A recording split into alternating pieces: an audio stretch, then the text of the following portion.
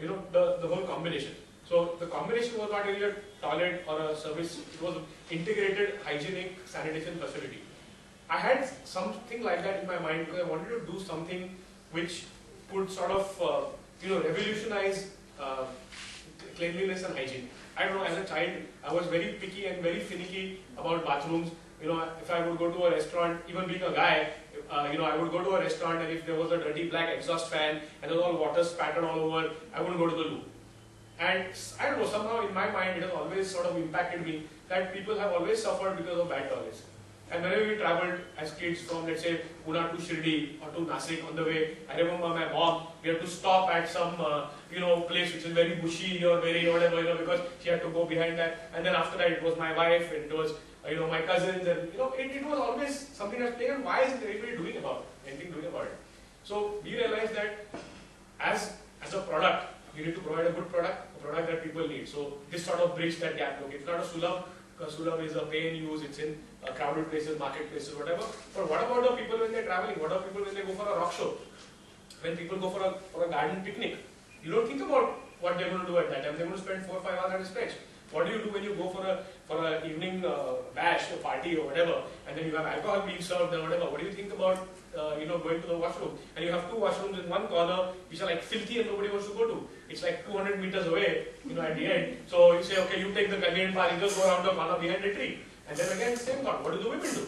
So these things sort of were constantly playing my mind, and I said, okay, you know what, this is what I really want to do. And not only will it be popular, it will also revolutionize the way people look at sanitation, it will be a new innovative product, it will help society, and it will cater to practically every segment of society. So it's not the rich and wealthy people who would take these for, let's say, mates or a marriage. It would be the poor people also who would use it in slums, who would use it maybe on their railway track, maybe use it on a railway crossing, just about anywhere. And that's exactly what we've been doing. We've projected this product in practically every segment all over.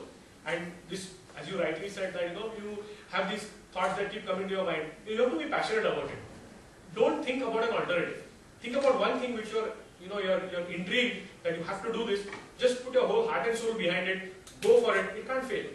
If you put your mind, apply your mind is so powerful. Human mind is so powerful that if you really apply yourself to getting it done, there is no other way. It's the basic Hindu philosophy. That just put in your hard work and the fruits will be guaranteed.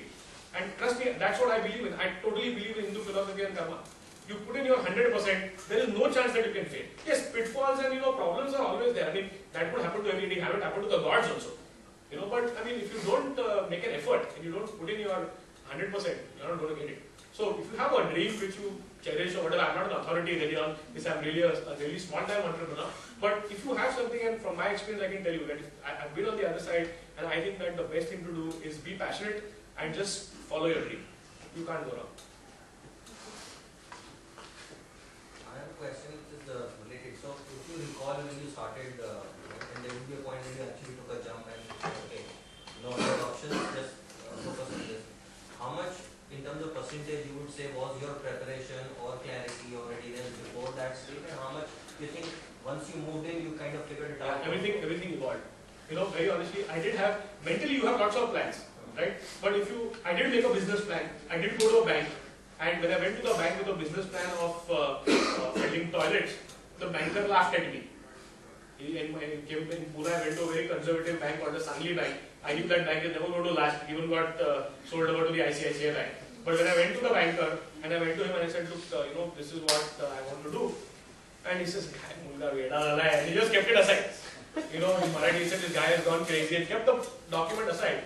And he said, ask your father that if you can do something more interesting than this. But that's the mentality that people have. So when I went, I did have plans, I had everything, but ultimately it just evolved. Every idea just sort of evolved, just from one step to another, and you just live your dream, you just live your vision. And of course, you should have the courage to really do it. That's my experience, that's how it's been. It just sort of just goes by. You have to climb the ladders.